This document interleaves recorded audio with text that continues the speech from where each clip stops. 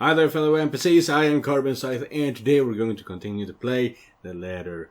As I showed in the previous episode, we are almost done with Zachary's path, his part of the story.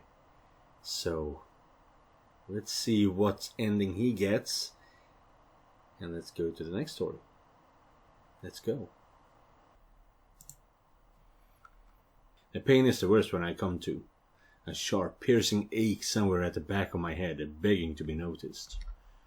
But it's nothing I can't handle. Blearily, I open my eyes, expecting to be greeted by sunlight. Oh right, we were knocked out, and we are in an actual prison cell. This is... oh, damn. We are in a police office. However, the walls that welcome me are unfamiliar. When everything comes into focus, I recognize the place for what it is. A cell. Dark, cramped, with the only light coming from the moon outside, streaming through the sole window barred by thick metal bars. Memory rushes back to me in sharp bursts. The mansion, looking for Ashton, a familiar tune, and a woman crying. All while my head is still aches from the hit I received. Still better than a morgue, I guess. Yeah. Gingerly, I pull myself up, stretching the cramps from my shoulders as I do so, but stopping when a sudden movement induces an acute stinging pain right through my arm. Damn, they got me good. What time is it? As expected, they've taken everything I have on my person. Wallet, cell phone, my keys, meds, even a small pack of gum. Protocol is protocol. In the first place, ending back in another cell ain't in my agenda. The first time was not a pleasant experience, and this certainly won't be either. Considering who has likely put me in here, it could be much worse. The bars are cold to my touch when I approach it, looking for the person on duty. They usually allow us to contact someone. And Ashton, at least, has to know I'm here. He'll be pissed. That I'm quite sure of, but he's the only one who can help me prove my innocence and get me out. However much I don't want to rely on him for this. The hallway in front of the cell is empty, but voices flow through from further in. Likely the poor officers assigned to late night duty. Judging from the snippets of the conversation I catch, today's topic of snack is that moron who thought it's wise to cross the rights. He used other names too, most of which I like to have words with them about in the future. But really, I'm in no position right now. Excuse me? Anyone? Silence. Excuse me? I need to make a... Oh, hell no. Blood freezes in my veins and my grip on the bar tightens as a revolting scent reaches my nose. Fuck you! More than the gore, the foul smell of death hangs heavily in the air. And against my better judgment, I turn. She's right behind me in the cell with me, god damn it. Her face is the first thing I see. A gruesome sight on its own, eyes gleaming with nothing but malevolence, blood oozing from the large punctured wound on her head, mouth open wide in a voiceless scream. I clamp on the compulsion to retch. On instinct I step back, putting as much distance as the cramped cell will allow between us. The bars rattle as soon as my shoulders hit it. A hindrance, not to freedom, but to safety. Get away from me! She moves, in short, sudden, bone-crushing twitches. And I know there is no escape. I'm screaming for help before I know it, jolting the bars with as much force as I could. Somebody! Get me out of here! Anyone, please! I am terrified. I know what kind of... I kind of just know what kind of whatever it's called, it is. Bugger off! Some people are trying to get some sleep here! No! She's here! You've got to let me out! She's gonna kill me! Someone! She's... Oh, fuck you.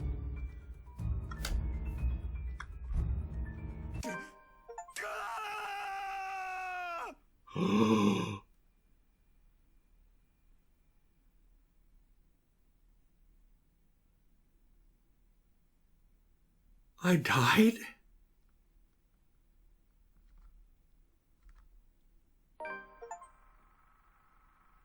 You've unlocked a memory fragment. What the hell? So if she kills us, we remember things. We see her history. What the hell?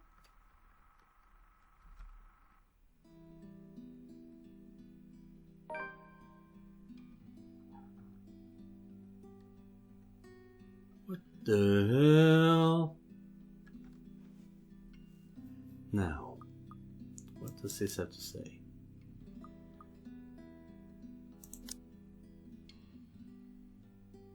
Yeah, I did see that.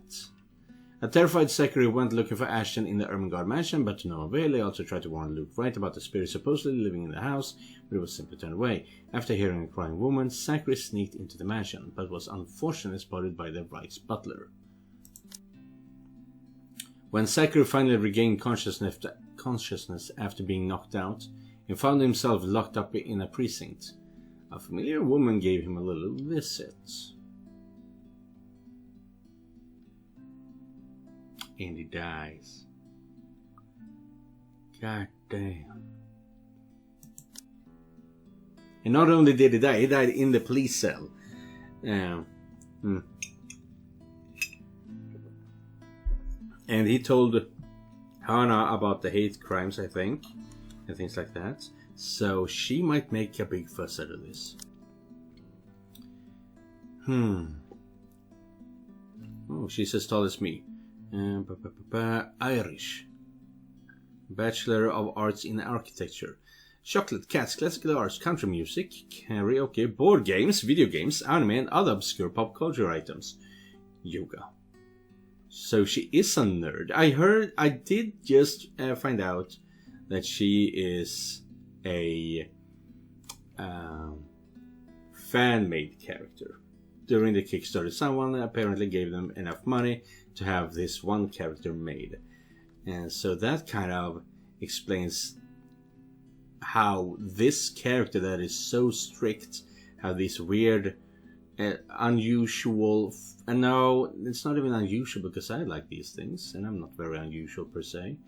But these hobbies, they are very contradicting to each other. Left in a dumpster as a baby, she was found by a peddler and spent most of her childhood roaming the countryside in a beat-up van. Her family taught her how to read, write, and pray. Though an unconventional life, it was all she knew. Child welfare and protection eventually caught up and required that she have a proper education. She was provided a scholarship at St. Santan School for Young Ladies and was bullied for being a charity kid. Marianne only had one friend and was mostly focused on her studies. Intent on graduating and returning to her father, ashamed that he was diagnosed with Alzheimer's soon after. Her work as an architect in Ireland lasted until the Irish economic crisis. She moved to England and after some time, Loxburn in search of better career opportunities.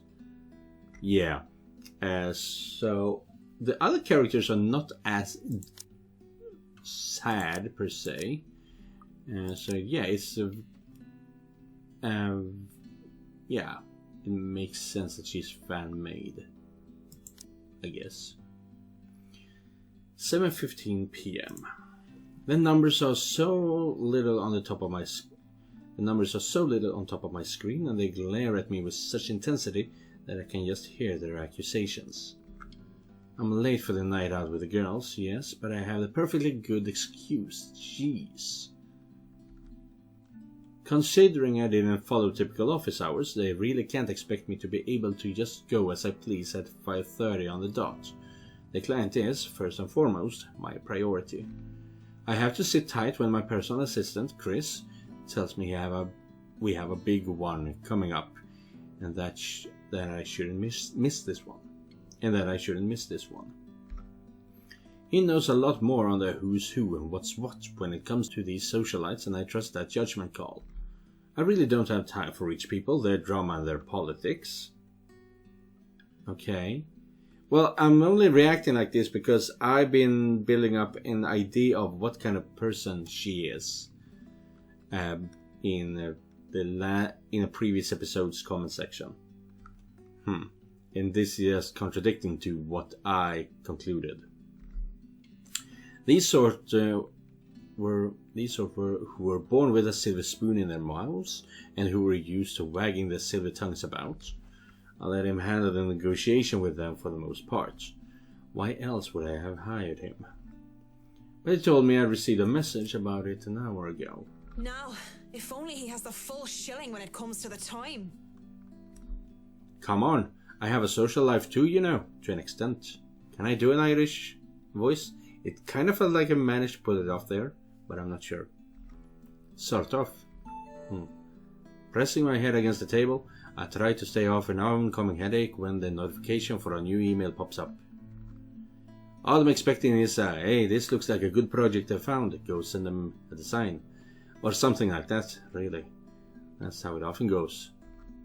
Even with these rich, yummy clients who's heard of me from their equally rich, yummy friends, I can't expect them to hire me right off the bat. Which is all well and good and reasonable. It's difficult, but I kind of like it. We figured out what they want, sent them my portfolio, my draft for the projects, my rates, and hope for the best. Oh, that's a small screen. This is a big client, Marianne. I'll babysit Beruthiel for you. Okay. Yes, please take this one project. I promise this person is huge in Lutzburn. Mr. Parker, this is a formal request to secure the services of Marianne McCullough, hereinafter called the designer, as authorized by Hannah Wright, hereinafter called the client, for interior design work at Ermengarde Mansion, Luxbourne, LX 180RF, United Kingdom. The client hopes to have the designer there on 21st October, Friday, with the time pending. Okay, so this is a bit earlier than that. Do we have a date somewhere? No, we do not. But as I open the mail and see that I've been requested by the client specifically, well, I certainly didn't expect that, and it's pretty straightforward too. Anyone else would probably be excited, but they would be working with the Hannah Wright. She's just one of those rich socialites that everybody loves to talk about, no matter how hard I try to tune such nonsense out. It would have been enough for me to reply an affirmative to Chris and leave, but he has never pleaded for me to take a project before. We've worked with big personalities in the past, celebrities, bankers, and even a few politicians. My PA had been indifferent about those. So the question bounced about my skull before I spy one of the email attachments. Wright Enterprise donates 2.5 million to Refugee UK. God damn! A newspaper clipping from the Luxembourg Daily Business News section boasting the headline, Wright Enterprises donates 2.5 million pounds, to Refugee. It certainly causes quite a stir back then. Apparently they had invited businessmen and socialites everywhere, in the guise of it being some big business announcement. 2.5 mil and an expensive looking party to boot. These people sure know how to throw their money around. Yeah, okay, so mine is not as good as Marianne, but I don't think I'm being that bad. Not that I should be so callous. They're going to do a lot of good and help a community of people with all those pounds. Now let's see, what does it say though? At the grand opening of a new Wright Hotel last Wednesday, our local billionaire couple, Luke and Hannah Wright, announced the donation of 2.5 million to help Locksburn refugee to keep the services open. Unexpected but certainly welcome. This follows only a month after the couple previous donation to the same amount to Save the Children UK. One of the largest donations, this amount will help keep the safe house in Locksburn open for several years.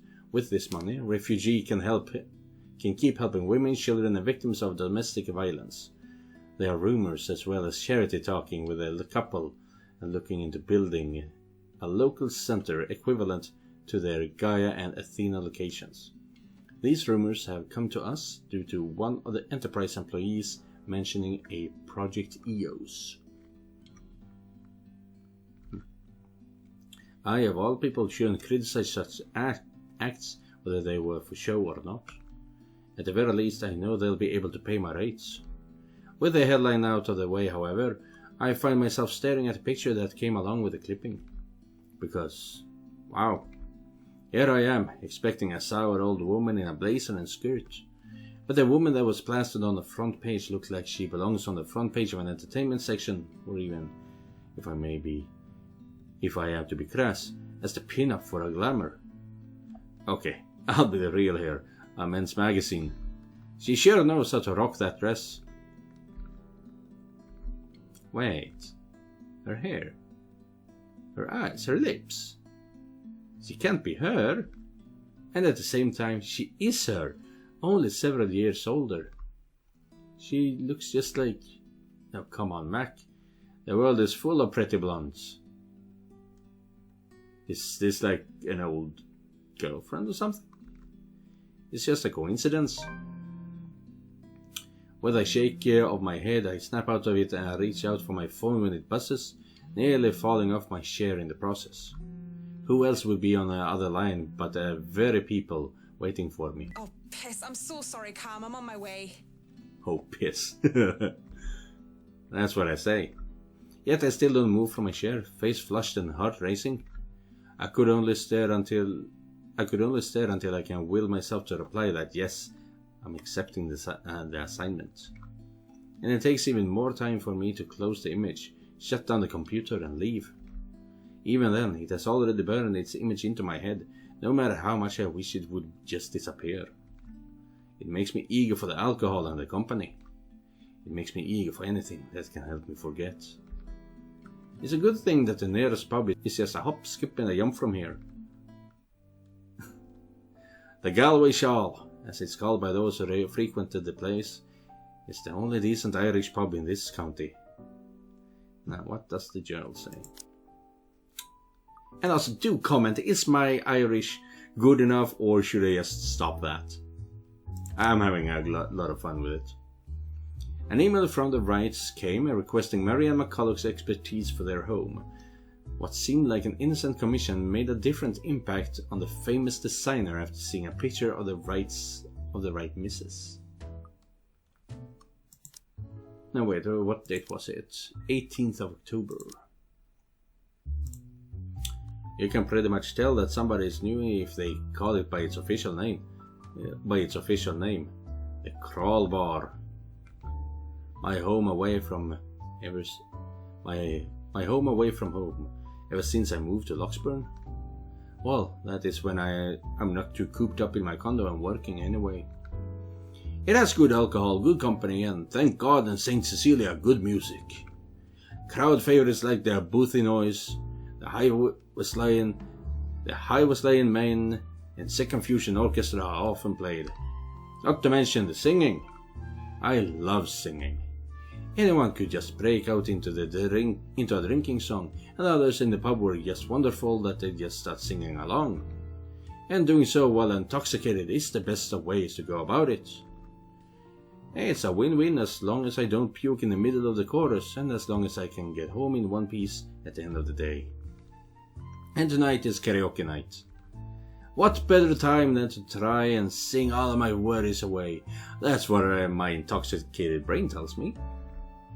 The ghost of guilt and sorrow remembers who I am, and in the prison of my heart, I was my only slave. She's not bad, I guess. but it just felt very awkward. But drinking only reminds me of my home, and the thought of home makes me think of her. But in the depths of my cold soul, I'll leave the burden and despair. It makes me nauseous. It sickens me that the smallest reminder of her can cause me such grief. I'll fight for what's worth fighting for. Forget the fear, forget the rest. Of course, that might just be the booze. Any other day, I would have scolded myself for drinking so much. I lied to the Lord, I lied to myself, I lied to you and everyone I care, until there were no more lies to tell. I am so confused by all this. But I already have a client and will be having our first little meet and greet in a few days. Cowardice is easier than being brave, but at last I found the strength I lost to sing my love letter to you. 'Cause people can lie, but my lone heart beats true. Yeah, so I think I would appreciate this more had it not been just any random karaoke song. I mean, an actual song. I would appreciate it more had it been an actual Irish pub song. Whatever. I mean, some Flogging Molly would be freaking amazing here, if nothing else. But it also makes me think on that short animated the furry anime with a office worker that goes to karaoke and starts angry kitsune or something like that. I never really enjoyed it, but that feels more accurate than this. I want to at least enjoy this night, get over the hangover tomorrow, and return to being a prim and proper professional after. That song was for Cam, our lucky bride-to-be. So give her a hand, Galway Shawl. Galway Shawl! Considering the state I'm in, one can excuse my smug grin as cheers and applause arise among the pub's patrons. Because possibly off-key public singing aside, I feel like I'm on top of the world right now, and that is a good reason as any to belt out in front of these strangers. With good drinks and good friends, there's nowhere else I'd rather be tonight. And I forget for a short while. And that song was brought to you by Marianne McCullough, everyone! A round of applause! Haruna! Okay, you actually have a Japanese name here. Okay. They are just going everywhere with the names in this game.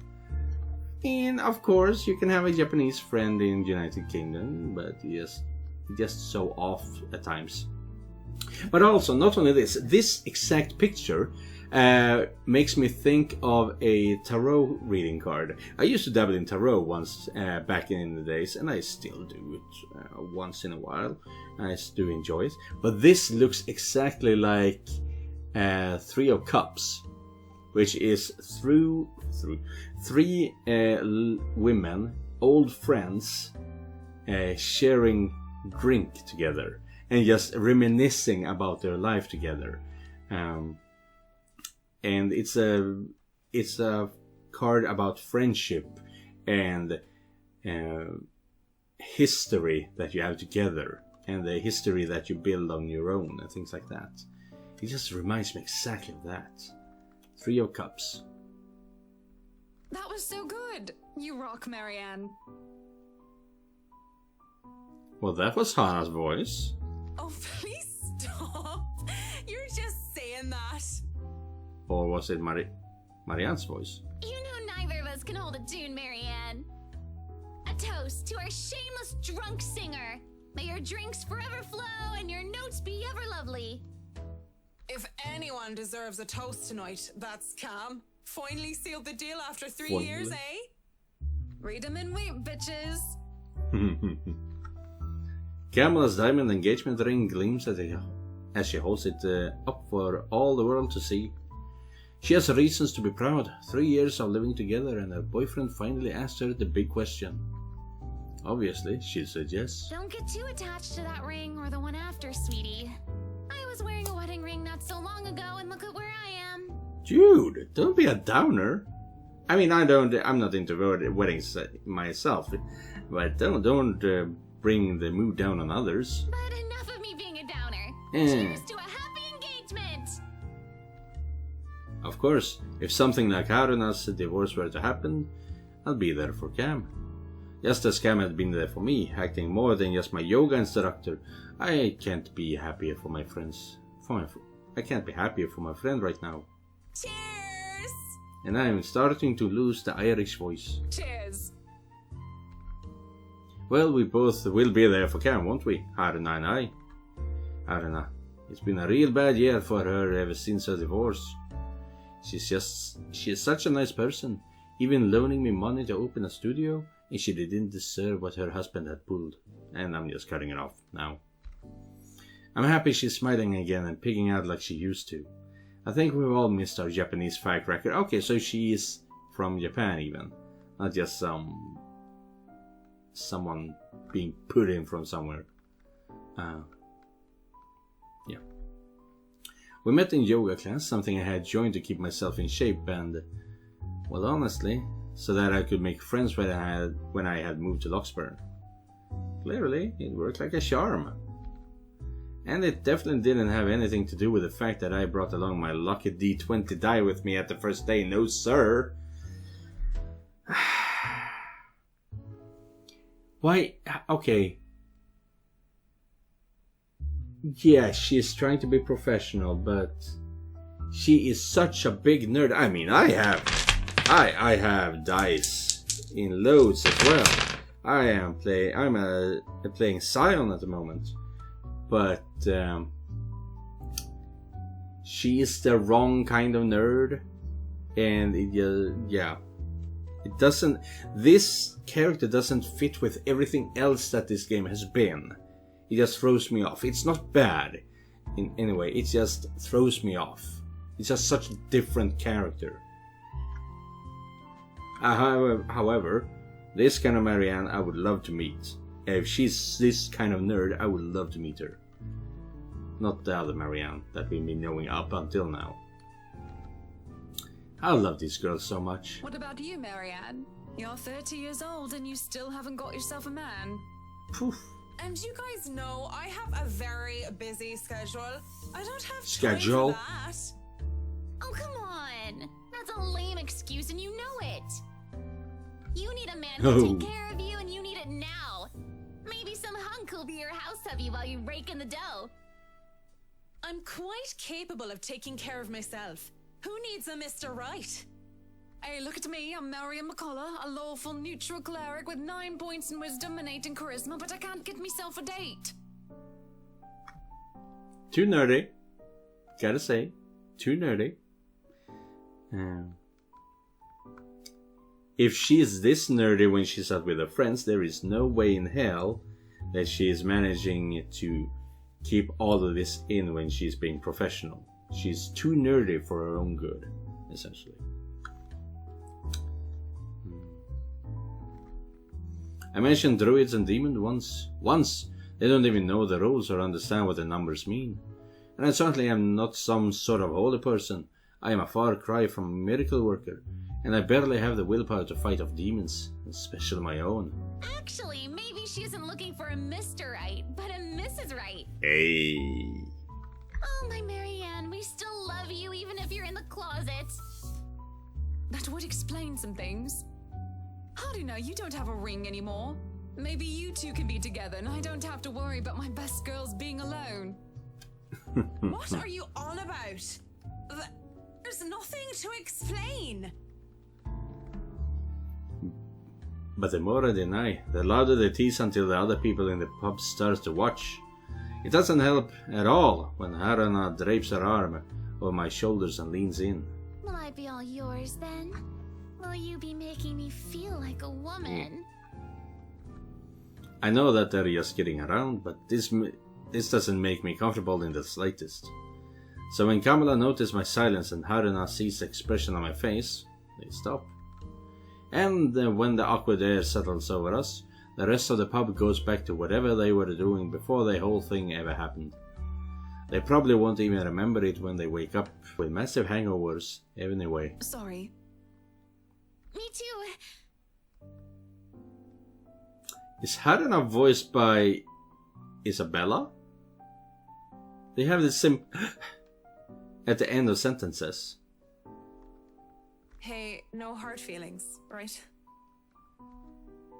I raise my glass. They smile. We drink. There's no need to say more. We're all definitely far too drunk tonight. Eventually, the fun times end. It is a weekday after all. And with Haruna being a nurse, she still has to get ready for her next shift. Cam also has a loving fiance waiting for her at home, and really didn't have to make a fuss about having left some buns in the oven when she took off early. Really, I understand. I was the one who insisted, who was determined, to get pissed drunk anyway. Moving to the bar, I sit, alone at last. What the fuck are you doing here? Alone with a stranger? I haven't seen him here before. Obviously not a regular.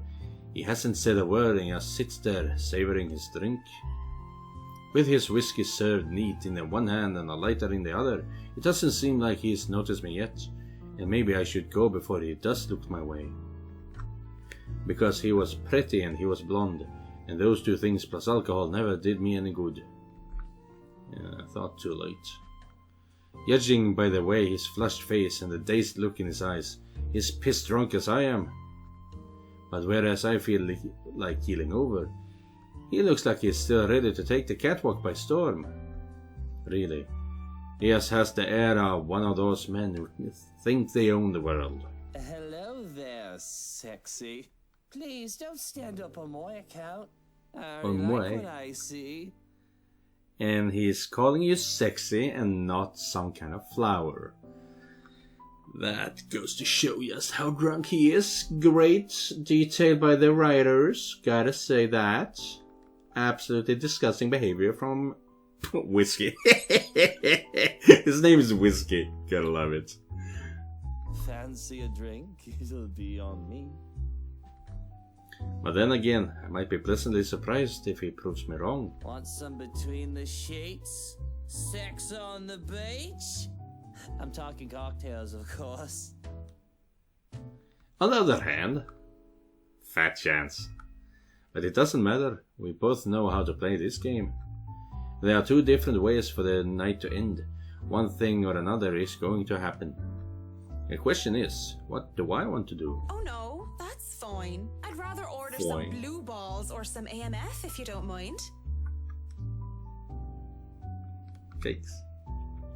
It looks like he's about to say some witty retort, but stops himself and downs the rest of his whiskey.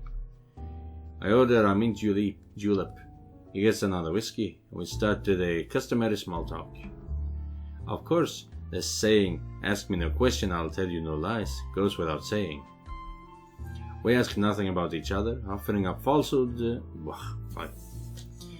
We ask nothing about each other, offering up falsehood to establish a strenuous, fake connection between two strangers at a pub, if only to pass the time. Whiskey, as I have come to call him, is supposedly 21 years old, single, takes care of his sick mother, and is a manager of some sort. Manager of what? I didn't care to listen to the details. Meanwhile, Mint, as he has come to call me, is 29 and I'm... What did I say I was again? Oh yes, I told him that I was a professional chocolate taster, because fuck it. If I'm going to lie about what my job is, might as well make it fun. It's pretty decent chat between two pretty drunk strangers. And maybe it's just me, but... we might as fucking well expend the tiniest amount of effort in pretending there's something meaningful in this meeting. Would have been nice too, if it was just left at that. But during a lull in the conversation, he brings it up. You know, I've never been with a woman taller than me.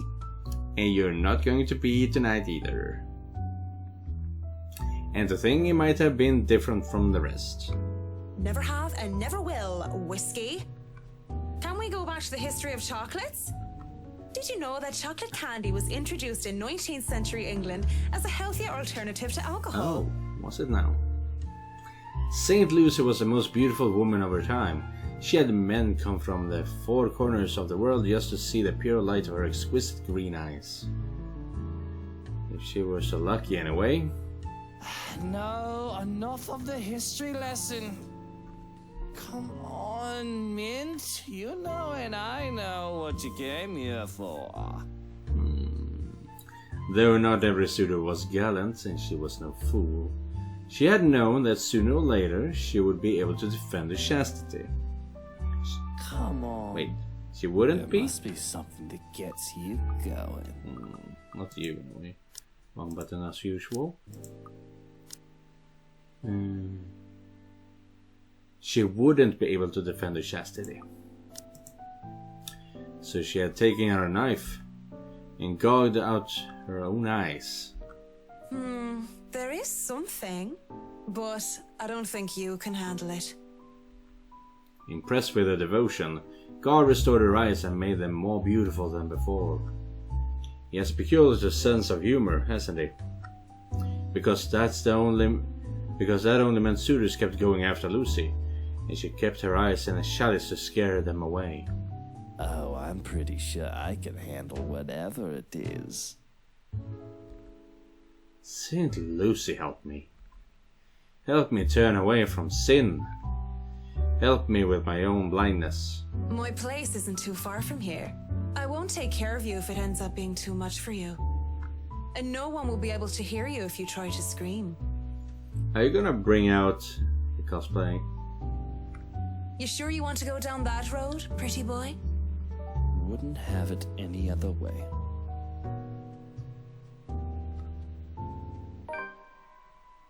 The best thing about having my condo so close to the pub is the ease of access. As long as I can still stand and walk, I can make it home. Maybe I'd need help from a kind neighbor or two to help me with the last leg if I've really gone overboard on the alcohol. But I always made it home. Sometimes with company. Of course, that's always comes with complications, especially with the real clingy ones. But it isn't anything a good tip about stalkers to the building security can't fix. I'm always nervous though, even if this isn't the first time I've done this. And the first few minutes when we enter my room are the first few agonizing minutes where I try not to panic. Okay, Mac, so far so good. Don't let him smell your fear under all that liquid courage. He'll leave sooner or later and I'll never have to see him again. Just like every other man before him. I like to say to myself that the men I brought to my place were more scared than I was. Yet there is no fear when I looked into Whiskey's eyes. Only delight. Now what does the journal have to say? Marianne went into the crawl bar, also called the Galway Shawl, by the patrons, and for a night out with close friends, Cam and Harna. When they left, Marianne was seen with a stranger whom she only referred to as Whiskey. In turn, she was called Mint, because of the mint julep. When he starts touching me, I don't even hesitate when I push him against the door. Roughness is to be expected. And as long as he sticks to the script, everything will go smoothly. We'll have our little tumble in the sheets, he'll leave, we'll forget about it. If somebody asked what I really wanted, I would have told them that I wanted a bed of roses, chocolates and music, maybe in an Irish castle. But all I really want is her, and that's never going to be a reality. That was my fault, of course. You're in love with an anime character. Because I was afraid. Because I was a coward. They would never hold a candle up to her. She was the light of my life. And I had let her go. I can't even be bothered at the thought of her. Just the single thought of her makes my resolve to see this affair through waver. Wait. Oh, I'm seeing red right now. What is it now? Yes, what is it now? Was it gonna be, Marianne? To sex or not to sex?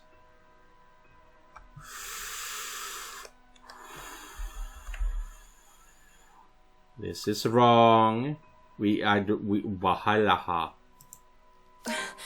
We're both drunk. Luke plus? Ew, that's wrong. That's not what we want. And? This is wrong. Don't you think it's a bit fucked up that we're about to have sex and we're just calling each other by the drinks that we had? How messed up are we? Doll, shut up with the ethics and morality talk. It is seriously putting me out of the mood. Oh, he has a straight voice. If you want to leave now, Whiskey, I understand. I mean, with how smashed you are, it'd probably be best for you to sleep the night unless you want to be mugged. But I won't stop you. And this isn't going to happen. Bloody hell. Cockblocked! Hehe! Of course he's annoyed at me for putting off our night of sexual congress. But no means no. And beyond spewing a few profanities under his breath, he surprisingly simmers down soon enough. I was worried for a moment that he might try to force something. So was I! Which is why I was seeing red. But good for him, good on him for leaving. Instead he makes a show of fixing his suit and smoothing down his hair before making himself comfortable on the nearest seat he could find. What are you doing then? You have a guest in your home. Put the damn kettle on. Dandelion tea if you have it. But I suppose all you have are those shitty tea bags from the store. If it isn't for the absurdity of this turn of events, I would have flipped him off for thinking I have no taste. But in the end, I just laugh. All I got are cans of Korean ginseng and lemon balm though, no dandelion. Without a second thought, I do wet the tea. That's 3 minutes to get the kettle to a boil. 3 minutes where we say nothing to each other.